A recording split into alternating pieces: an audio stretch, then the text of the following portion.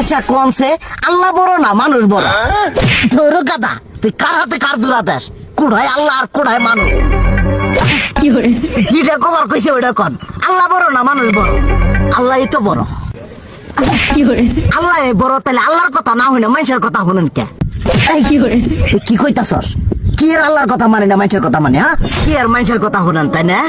আমনে যে ওই দিনকে ডায়াবেটিসের রোগ নিয়ে যে হাসপাতালে গেলেন, ডাক্তার আপনার কত কিছু খাবার না করলো, সব কিছু না খাই এখন চলতেছেন।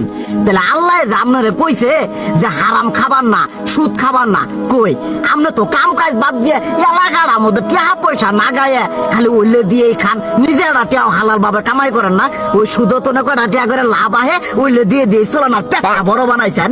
শুনেন একটা কথা কই, হারামের কোনোদিন আরাম নাই। হালাল পথে রুজি রোজগার করেন, প্রয়োজনে এড়া বেলা কম খায়েন, তাও শরীর পিণ্ডও ভালো থাকবো, কোনো রোগ বেদও হবো না, আরামও পাবেন, আল্লাহও খুশি থাকবো। তুই আমার এইভাবে বুঝাবি আগে কইলি না কে? আসলে এই বিষয়টা তো আমি কখনো মাথায় এইভাবে নিইনি যে আমাদের কখনো ডাক্তার নিষেধ করলে ঠিকই আমরা নিষেধ মানি, কিন্তু উপর আলাদা কত কিছু নিষেধ করে দিয়ে সেটা মানি না।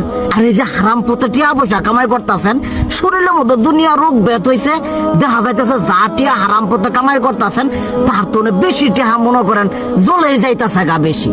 আজকের পর থেকে আমি আর এই হারাম সুদ খামো না, আমি হালাল পথে চলবো, হালাল টাকা পয়সা ইনকাম করবো। এতে করে যদি একবেলা কমও খাইতে হয় তবুও খামো, তবু আমি আর এই হারাম পথে চলবো না।